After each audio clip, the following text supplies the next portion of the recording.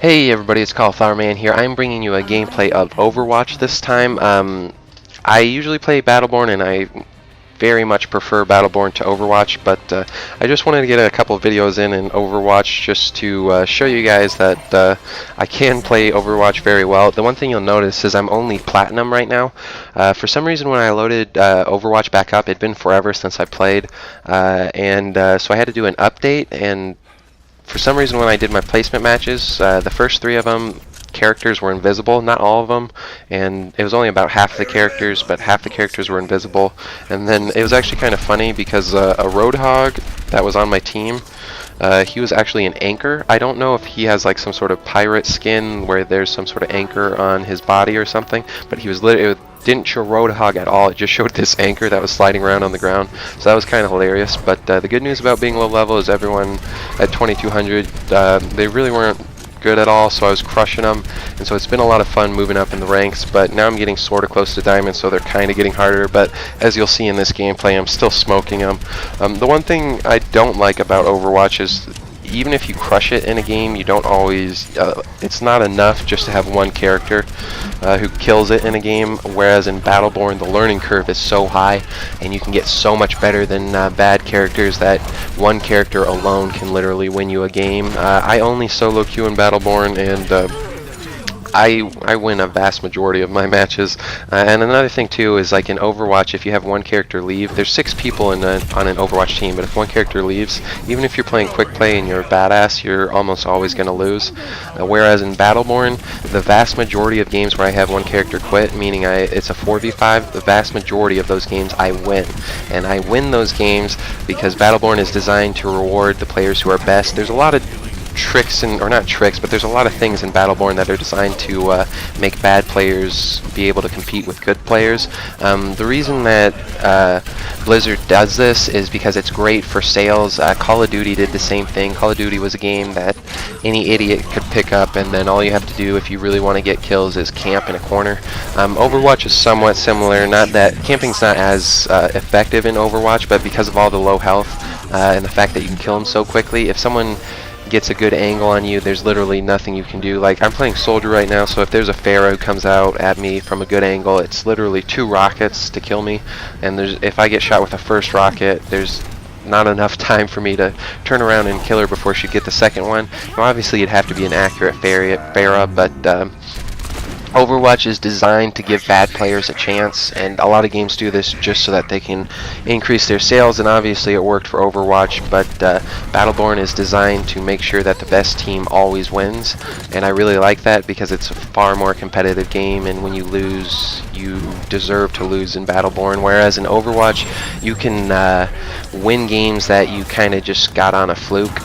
One example would be capture the point matches, because all you have to do in a capture the point match is get 1 team wipe. So let's say it's a 10-minute game, all you need is 2 wipes to capture the 2 points, so you could literally be getting your ass whipped the entire game, except you get 2 lucky flukes and then you end up winning, and that's really kind of stupid. The way Battleborn is designed is when you're winning, you gain map control. The entire game is about gaining map control, so if you're winning, you gain map control, and it keeps adding on, so you can't get a fluke win in Battleborn. It's completely impossible, so I really like that. But anyways, this video is coming to a close, and like I said, in Battleborn or in Overwatch, you can do great and still lose, so you'll look at the stats I have here and just watch how I've been doing. I've been crushing this team. We end up losing this game because the rest of my team was really not doing well, and that's just the way Overwatch is designed, and it sort of irritates me. But let's go ahead and look at that second video. Alright, so for the second video I'm playing as Zenyatta, and I'm not going to talk about the gameplay all that much just because I'm around 2500 rank, so the people I'm playing aren't very good, so I crush them. Like I said, when I went through my placement matches, 3 of the 10 matches, enemy, or not only the enemy team, but my own team was invisible too, like half of them, so I was ranked real low. So you're gonna watch me just kind of crush through these guys. We have no trouble getting through. I might die once, maybe, I'm not really sure. We'll end up seeing it. But what I really want to talk about was the history of Overwatch as well as why Overwatch is designed to make bad players do well. It's designed to make it so, or it's Overwatch is designed to punish good players, and we'll go ahead and talk about that later on. But before we get there, I wanted to talk about the history of Overwatch, just to put to rest some myths about it. The first myth I wanted to put to rest was the myth that every MOBA that comes out is an Overwatch copy. People say this about Battleborn all the time, even though Battleborn was in development before Overwatch, and Battleborn was released before Overwatch. And furthermore, if you know anything about the history of Overwatch, Overwatch was originally designed to be a lot more like Battleborn. They decided against it because they thought it was too complex for their players and it would hurt their sales, and it turns out they were right about that. Players like simpler games just because there's more bad players than good players. But Overwatch was originally going to be designed to make it so that there's experience, and you would level up based on how much experience you would have, and that would unlock your skills.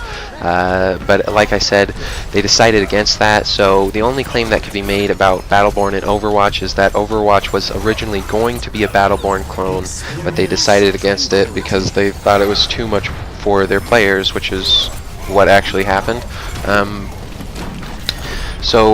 That's one reason to the leveling system. That's the first of four reasons that, or first of four attributes of Overwatch that are designed to punish good players and to incentivize bad players, or to help out bad players to make the games more even, to make them closer.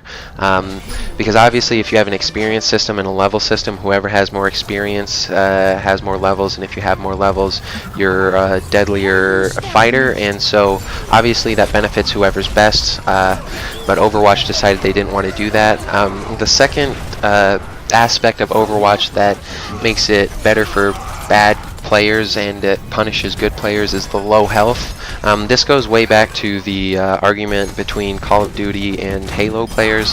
Call of Duty players would always try and say that it was a much harder game than Halo, but the fact that you have low health means that camping is much more effective. So you'll see this a lot at pro gameplays on Overwatch, that camping is a sort of common thing. Not hard camping where you just sit in one spot, but they'll hide around a corner and just sit there, because if you get the first shot in Overwatch, you usually win unless you're really bad.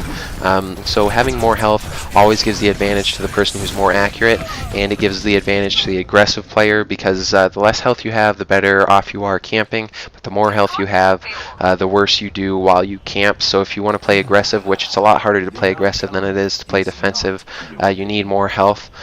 So that's the second reason why Overwatch punishes good players. The third reason is that there's no stats, and this doesn't really punish good players, but they put no stats in there. That way when you're bad, you don't see exactly how bad you are.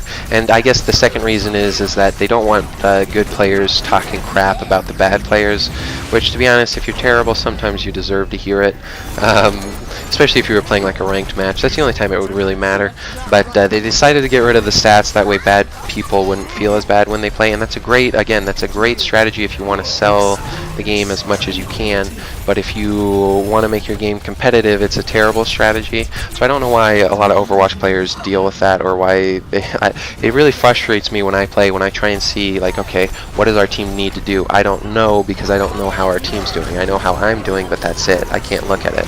A game like Battleborn, it's literally got like 30 stat categories you can look at after the game, so you can see in every aspect how well you're doing. And so I love that about Battleborn. But then the final thing about Overwatch that punishes good players is the game modes. In a game like a capture mode, all you have to do is get 2 wipes, and you can get a wipe in like 5 seconds. So one team could be crushing it the entire game, but then they lose that 10 seconds, and so they lose both points, and that's just a stupid way to play. So again, this is just an appeal to Overwatch players. I don't know why, if you're good at Overwatch, you continue playing it over other MOBAs. All other MOBAs are designed to make the good players win, but Overwatch isn't, so I just really don't understand it. But that's just my